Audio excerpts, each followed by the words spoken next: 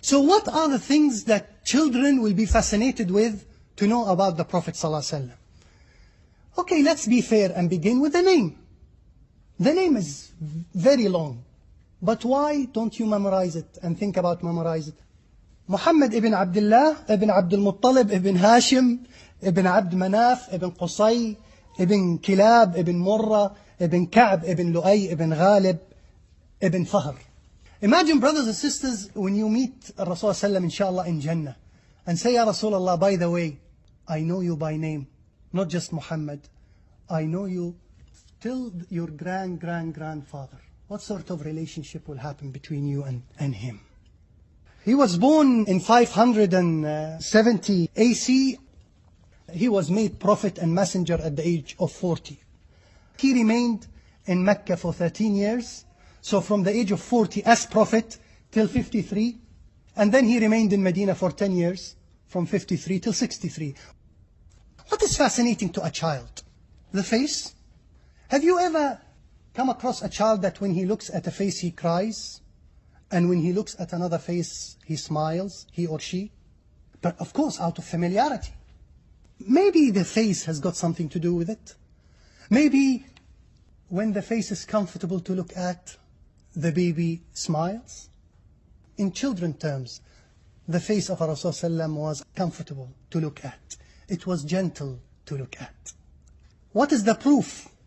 The proof is the hadith that is narrated by Al-Barra ibn Azib, where he was approached by a non-companion who never saw Rasulullah, and he's asking that companion and saying, أَكَانَ وَجْهُ الرَّسُولِ صَلَى اللَّهُ عَلَيْهِ وَسَلَّمْ مِثْلَ السَّيْفِ? Was the face of Prophet Muhammad ﷺ like the sword, sharp, wanting to cut things? He said no. No, he was like the moon. Now imagine a child looks at the moon. Is it like looking at a sword, or a bomb, or an explosive, or a gun, or a kitchen knife even?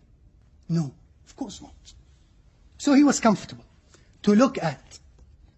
The child looks at the hair of Prophet Muhammad ﷺ and sees a nice hair, clean hair, black hair. Even at the age of 60? Even at the age of 60. He was, to the children, not extremely old. Not a grandfather. Someone who's approachable. Someone that can play with us. Someone who can joke with us.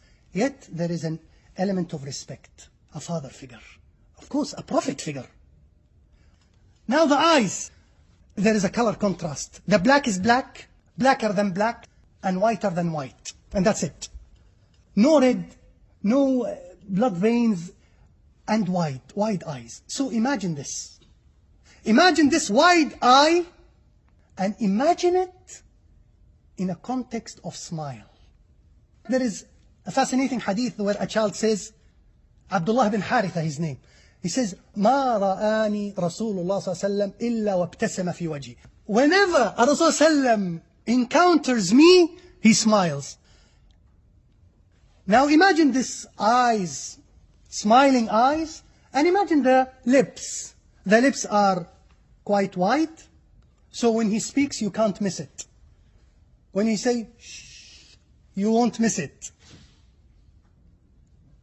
When he says, Anas, come, you won't miss him. Even if you are deaf, you can see the lips.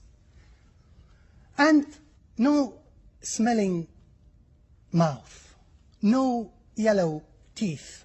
The teeth is clean. The miswak is in the pocket. And the teeth is not broken, or has bleak, or is black, or is diseased. The gums are healthy. This is exactly what a child will be looking at when someone speaks. And it does play a tremendous role on the child, who might not understand the rationality behind each word, but will understand in which context and how is it being articulated. And then when he talks, he speaks very clear. He doesn't cough while he's speaking. You don't have to say to him, raise your voice or lower it. He speaks at your tone. And he tunes his voice in accordance to you. Not just voice-wise, but even content-wise. He looks at your age. He looks at your gender. He looks at your educational background. And he reacts and acts and advises accordingly. And that's why you have lots of companions asking the same question but receiving various answers according to the character of the personality. He speaks very visibly and very clearly, so much so that Aisha radiallahu anha says that the listener will memorize what he says. So each listener actually turns into a tape recorder because he's speaking very slowly. Not slowly to bore you or to turn you to sleep. No, slowly for you to absorb. And sometimes, as Anas ibn Malik says, he repeats what he says 3 times. Not always, but 3 times. And I can imagine that maybe he repeats 3 times for children. Maybe. Because children needs repetition.